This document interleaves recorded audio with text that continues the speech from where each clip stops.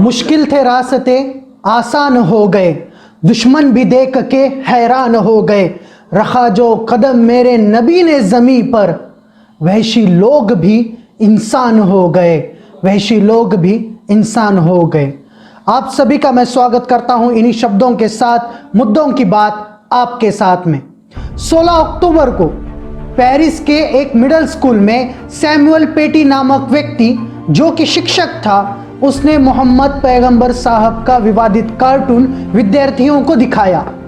मोहम्मद पैगंबर साहब के इस अपमान के विरोध में क्रोध में आकर चेतन रूसी अब्दुल्ला नामक विद्यार्थी ने उस सैमुअल पेटी की हत्या कर दी। इसके पश्चात फ्रांस के राष्ट्रपति इमैनुअल मैक्रों द्वारा उस व्यक्ति का, जिसने पैगंबर साहब का अपमान किया था, उस व्यक्ति को श्रद्धांजलि दी जाती है एवं उसका सम्मान भी किया जाता है। इसके बाद फ्रांस के राष्ट्रपति कुछ विवादित बयान भी देते हैं, जिनको लेकर पूरी दुनिया भर में फ्रांस के राष्ट्रपति की निंदा की जाती है।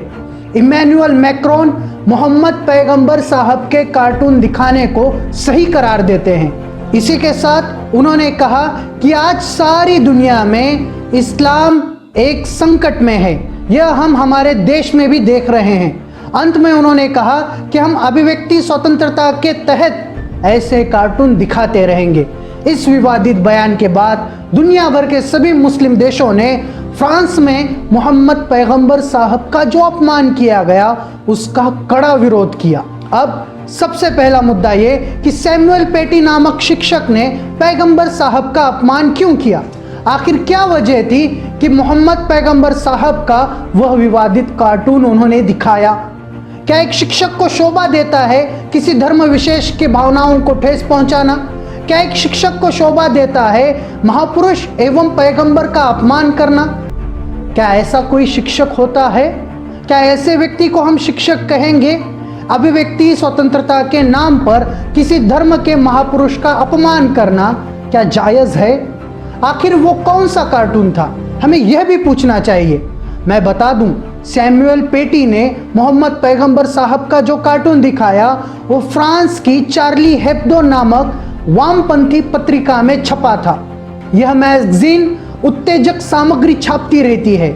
सिर्फ इस्लाम ही नहीं बल्कि कैथोलिक के लिए भी ऐसी सामग्री छापी जाती है और उस धर्म के व्यक्तियों का मजाक उड़ाया जाता है। इस वामपंथी पत्रिका में कभी दाढ़ी पर, कभी बुरखे पर, कभी चर्च के फादर पर मजाक उड़ाया जाता है। इन्हीं धार्मिक भावनाओं को ठेस पहुंचाने के कारण से कई बार फ्रांस पर आक्रमण भी हो चुके हैं। मोहम्मद पैगंबर साहब के इस विवादित कार्टून के वजह से ही 2015 में फ्रांस पे आक्रमण हुआ था, जिसमें 2 मशहूर कार्टूनिस्ट के साथ 12 व्यक्तियों की मृत्यु हुई थी। इससे पहले इसी पत्रिका में 2011 और 12 के दरमियान मोहम्मद पैगंबर साहब का कार्टून छापा था। फिर दुनिया भर से इस पत्रिका का विरोध होने लगा। मुस्लिम समुदाय कोर्ट में गया।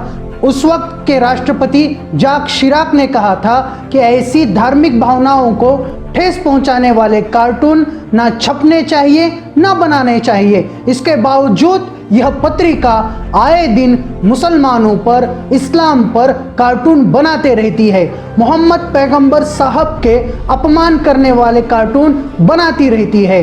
बुरखे को, दाढ़ी को अपमान करने वाले कार्टून बनाते रहती है। अब यहाँ एक सवाल खड़ा होता है, क्या चार्ली हेब्दो जानबूझकर ऐसे कार्टून छापता है? फ्रांस के राष्ट्रपति ऐसी सांप्रदायिक हिंसा भड़काने वाले मैगजीन का समर्थन कैसे कर सकते हैं? क्या ऐसे कार्टूनों का समर्थन करना उचित है? क्या धार्मिक भावनाओं का विचार नहीं किया जाना चाहिए? क्या महापुरुषों का सम्मान नहीं किया जाना चाहिए? अब इसके बाद दुनिया भर के तमाम मुस्लिम समुदायों का क्रोध ज्वालामुखी की तरह फूटने लगा। दुनिया भर के तमाम मुस्लिम देशों में फ्रांस के इस मोहम्मद पैगंबर साहब के अपमान करने वाले कृत्य के खिलाफ मोर्चे निकले, आंदोलनें होने लगी और सभी ने अपना क्रोध व्यक्त किया। तुर्की मुल्क ने पहल की और फ्रांस के सभी प्रोडक्ट्स का उन्होंने बायकॉट किया। उसका अनुकरण करते हुए दुनिया भर के तमाम देशों ने फ्रांस के प्रोडक्ट्स का बायकॉट शुरू कर दिया। इमैनुअल मैक्रो का विरोध भारत में भी बड़े पैमाने पे नजर आया। मरकज दारुल उलूम और रजा एकेडमी ने फ्रांस में मोहम्मद साहब के शान में गुस्ताखी की जाने की घटना का कड़ा विरोध किया और आरोपियों का जो समर्थन किया जा रहा है उस पर उन्होंने रोष व्यक्त किया। मुफ्ती अब्दुल कासिम नौमानी ने कहा कि हमारे मुल्क में, हिंदुस्तान में विभिन्नता में एकता है, यहाँ पर सभी धर्मगुरुओं का सम्मान किया जाता है। इसलिए भारत सरकार को चाहिए कि भारत में रहने वाले करोड़ों मुसलमानों की भावनाओं का सम्मान करते हुए वह भी आवाज उठाए। मगर इसके विपरीत मोदी सरकार फ्रांस को समर्थन देती है, जिस देश के राष्ट्रपति के बयान ने इस्लाम की छवि खराब करने का प्रयत्न किया, जिस देश के राष्ट्रपति ने मोहम्मद पैगंबर साहब के अपमान को सही करार दिया, उस देश के राष्ट्रपति के समर्थन का क्या अर्थ होता है? यह सवाल आज पूछा जा रहा है। क्या देश के करोड़ों मुसलमानों के भावनाओं का कोई महत्व नहीं? इसी विषय में सुनते हैं मुस्लिम समाज के कुछ धर्म गुरुओं की प्रतिक्रिया। बहुत तफसीलात हैं, बस मुख्तसर वक्त में यह है कि इस्लाम दहशत फैलाने के लिए नहीं आया, बल्कि दहशत को ख़त्म कर दुनिया के अंदर इंसाफ कायम करने के लिए आया है। जैसा मैंने पहले बताया, इस्लाम से दुनिया को ख़तरा नहीं है, बल्कि इस्लाम का मतलब ही है सलामती। इस्लाम आया ही है दहशतगर्दी को ख़त्म करने के लिए। ये जो लोग हैं, जो लोग ये कह रहे हैं कि इस्लाम दहशतगर्द है, असल में वो पूरी दुनिया पर अपनी हुक्मरानी चाहते हैं, पूरी दुनिया को अपना ग़ुलाम बनाना चाहते हैं। और इस्लाम में कहता है कि सब के सब हम मिलकर एक अल्लाह के ग़ुलाम हैं, सारे इंसान बराबर हैं, किसी पर जुल्म नहीं करना चाहिए, सूदी कारोबार नहीं करना। अब जब इस्लाम की जो तालीमात हैं, सूदी कारोबार मत करो, तो उनकी जो मार्केट है वो सब बंद हो जाएंगी। तो इस तरीके से बहुत सारे उनके जो अय्याशी है, दुनिया के अंदर नंगापन फैलाना है और मारधाड़ है, एक एक बहाना बनाकर बम बरसा कर पूरे मुल्क को तबाह कर देना है। तो हम अगर देखेंगे जिंदा आँखों से, ये मीडिया की आंख से नहीं, जिंदा आँखों से अगर देखेंगे, आपके आसपास में देखो कितने मुसलमान रहते हैं, किसने कहाँ पर दहशतगर्दी का काम किया है। बेचारे वो तो मदद करते रहते हैं गरीबों की। आपने देखा होगा लॉकडाउन के अंदर चल रहे लोग रास्ते से, और कोरोना की वजह से कोई करीब जाने के लिए तैयार नहीं, लेकिन आपने देखा कि वही मुसलमान थे बेचारे, चलने वालों के करीब जाकर उनको पानी पिला रहे हैं, खाना खिला रहे हैं। उन्होंने अपने मर्ज़ी से नहीं, बल्कि इस्लाम की तालीम की वजह से उस पर वो अमल किया है। तो जो इंसानियत के जो दुश्मन हैं वो लोग ही इस्लाम को दहशतगर्द कहते हैं और दुनिया को इस्लाम से ख़तरा कहते हैं, हालांकि ख़तरा उन लोगों से है। अब देश के कुछ बिकाऊ न्यूज़ मीडिया सामने आती है, जिस न्यूज़ मीडिया पर दायित्व है कि वो सरकार से सवाल करे, प्रशासन से सवाल करे, वह मीडिया सरकार को सवाल करने के बजाय अपने मुस्लिम एंकरों को आगे कर मुस्लिम समाज से सवाल करने लगता है। जो मुस्लिम समाज भारत में मोर्चा निकाल रहा है, जो मोहम्मद पैगंबर साहब का अपमान का विरोध कर रहा है, उसे यह मीडिया बड़ी चालाकी से आतंकी करार देता है। इस बिकाऊ मीडिया के मुताबिक पैगंबर साहब के अपमान का विरोध करना आतंकवाद है। यह बिकाऊ मीडिया डिबेट सजाकर कुरान के आयतों को चैलेंज करता है और कुरान के हवाले पूछता है। जहां मीडिया को पूछना चाहिए कि मोहम्मद साहब का अपमान क्यों किया गया, वहां यह मीडिया पूछता है कि मोहम्मद साहब के अपमान का विरोध क्यों किया गया। एमएफ हुसैन की पेंटिंग का जब विरोध लोग करते हैं तो कोई उन्हें आतंकवादी नहीं कहता, मगर जब मुस्लिम समाज के लोग मोहम्मद पैगंबर साहब के अपमान का विरोध करते हैं तो तब उन्हें आतंकी क्यों कहा जाता है। हाल ही में रुबिका लियाकत ने एबीपी लाइव की डिबेट में कुछ सवाल भी पूछे। आज हम उन सवालों पर भी गौर करेंगे। उस डिबेट में पूछा गया कि कुरान में कहां पर गर्दन काटने का हुक्म लिखा है। यकीनन कुरान में गर्दन काटने का हुक्म नहीं है। कुरान शांति का संदेश देता है, मगर अबू लहब ने जब मोहम्मद पैगंबर साहब का अपमान करने की कोशिश की तो खुद अल्लाह तबारक ताला को पैगंबर का अपमान बर्दाश्त नहीं हुआ। अल्लाह ने सूरह लहब की सूरत कुरान में उतारी। हो सके तो रुबिका जी वो भी पढ़ लीजिए, आपको मोहम्मद पैगंबर साहब का इस्लाम में मर्तबा समझ आएगा। और मैं आपसे सवाल पूछता हूँ कि जहाँ अल्लाह ने मोहम्मद का अपमान बर्दाश्त नहीं किया, क्या उनके अनुयायी मोहम्मद साहब का अपमान बर्दाश्त करेंगे?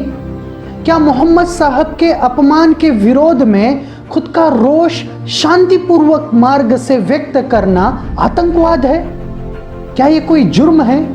इस्लाम सभी तरीके की हिंसा का विरोध करता है, क्योंकि कुरान में हुक्म है वला तसब्बुल लज़ीना यदऊना मिन दूनिल्लाह, दूसरे मजहब के देवी देवताओं को गाली मत दो। जो लोग आज फ्रांस का समर्थन कर रहे हैं, क्या कल चलकर उन लोगों के धर्म के विषय में, उनके महापुरुषों के विषय में ऐसा अपमान किया गया तो क्या तब भी वो अभिव्यक्ति का गाना गाएंगे?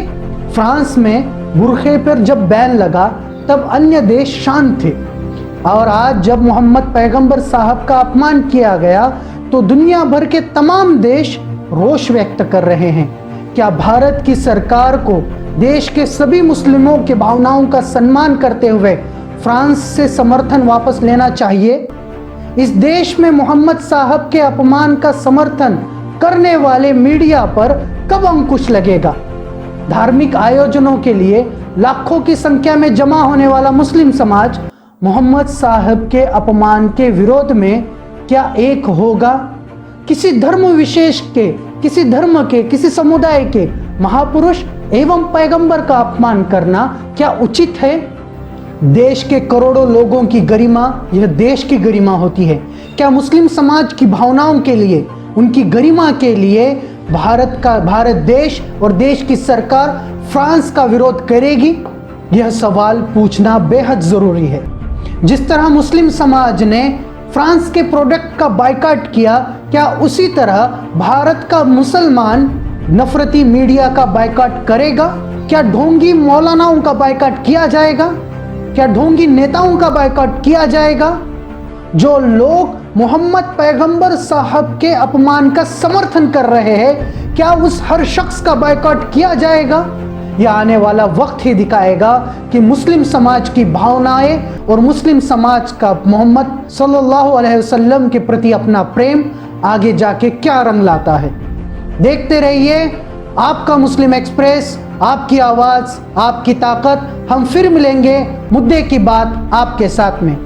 आपका मुस्लिम एक्सप्रेस, आपकी आवाज, आपकी ताकत।